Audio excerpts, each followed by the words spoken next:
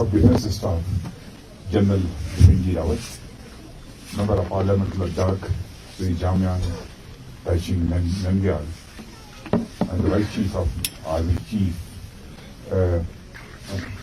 Lieutenant General Shipi Mohanty, Lieutenant General Y.K. Joshi, Army Commander Northern Command, Air Marshal Amit Dev, Air Officer Commanding in Chief, Western Air Command, Lieutenant General R.P. Kalia, Colonel of the Regiment Kumayu and Naga Regiment, Lieutenant General P.G.K. Menon, Corps Commander 34 Corps, Sri Tashi Gyalson, Chief of Executive Council and Ladakh Autonomous Hill Development Council, और यहाँ उपस्थित मेरे सभी बहादुर जवानों और regiment के हमारे सारे बहादुर सैनिकों,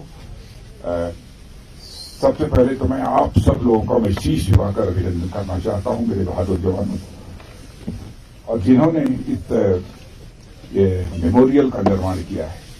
मैं लंबा भाषण करने के लिए यहाँ पर खबर नहीं हुआ। मैं जून के महीने में लेह में आया था। उसी समय जब इस मेमोरियल के बारे में मुझे जानकारी मिली थी कि वहां पर कुछ निर्माण होना चाहिए, भव्य निर्माण होना चाहिए, उसी समय मैंने अपनी इच्छा व्यक्त की थी और मैंने कहा था इसका निर्माण प्रारंभ किया जाना चाहिए। धन की कोई कमी नहीं आने पाएगी आगे। लेफ्टिनेंट गवर्नर लेह लद्दाख ने भी इसमें कुछ मदद की है, हमारी आर्मी की तरफ से, हमारे चीफ ऑफ डिफेंस स्टाफ और हमारे ये जनरल वाई.के. जोशी और पी.जी.के. मेनन, सारे लोगों ने इसमें पूरी तरह से मदद की है और जाकर ये भव्य यहां पर मेमोरियल ये तैयार हुआ है। सचमुच आज जो कुछ भी मैंने अपनी आंखों से यहां देखा है, मेरी आंखें भर आई हैं। हमारे कैसे 114 वीर जवानों ने अपनी शहादत देकर इस सीमा की रक्षा की है। भारत के मान सम्मान स्वाभिमान को उन्होंने बढ़ाया है। मैं तो कहना चाहता हूं केवल वो बहादुर सैनिक ही नहीं थे, बल्कि वह एक आध्यात्मिक पुरुष थे।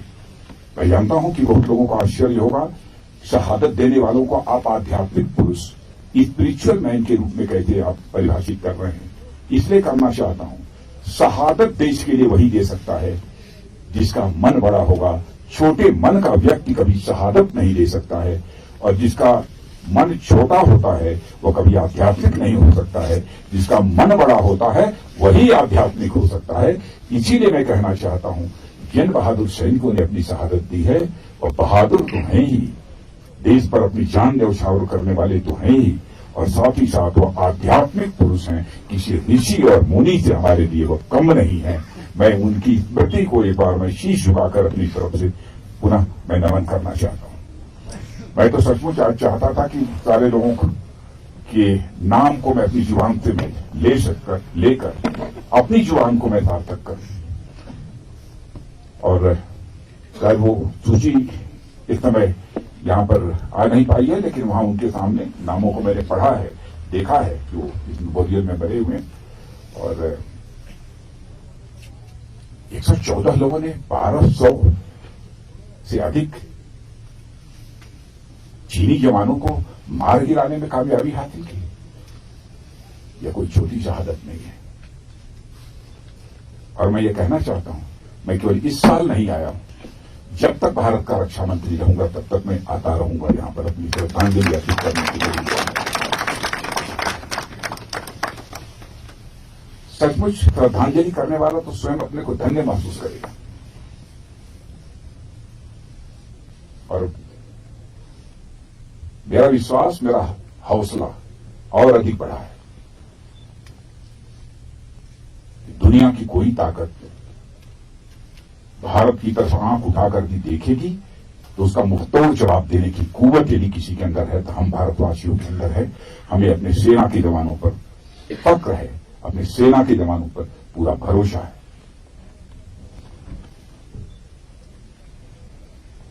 भारत का चरित्र रहा है, हम लोगों ने दुनिया के किसी देश पर न तो कभी आक्रमण किया है और न दुनिया के किसी देश की 1 इंच जमीन पर हमने कभी कब्जा किया है।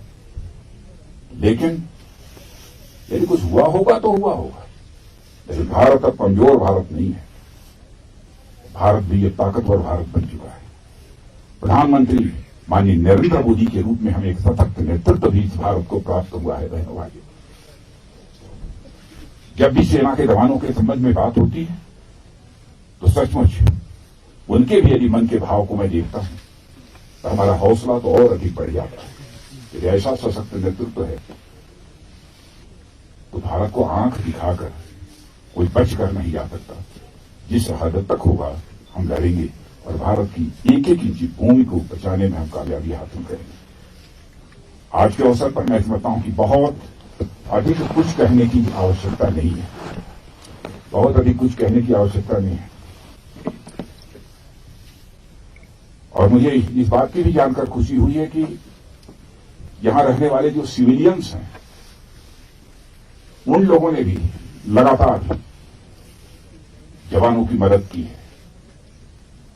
मैं समझता हूं कि वह सीमा के स्ट्रेटेजिक एसेट है।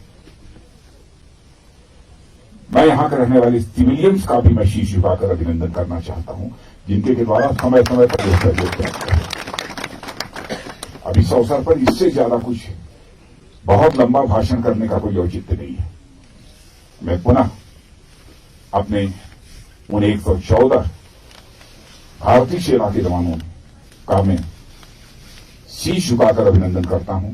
उनकी स्मृति को मैं नमन करता हूं, जिन्होंने की 1200 से अधिक चीनियों को मौत के घाट उतारकर भारत की सीमा की रक्षा की। पुनः मैं अपनी श्रद्धांजलि अर्पित करते हुए उन्हें और उनके जो माता पिता और परिवार के लोग हैं उनके भी चरणों में मैं शीश झुकाकर मैं उन्हें प्रणाम करना चाहता हूं, क्योंकि उन्होंने ऐसे लाल पैदा किए जिन्होंने की भारत की सीमा की सुरक्षा की है। और आज उस समय के सबसे आयु कई लोग आए हैं, लेकिन सबसे अधिक आयु के एक ब्रिगेडियर साहब आए हैं। ब्रिगेडियर साहब से जब मेरा परिचय कराया गया तो स्वाभाविक रूप से स्वतः मेरा हाथ उनकी चरणों पर चला गया। बहनों भाइयों, उस समय की लड़ाई में वह शामिल रहे हैं, उसका नेतृत्व उन्होंने किया है। स्वाभाविक रूप से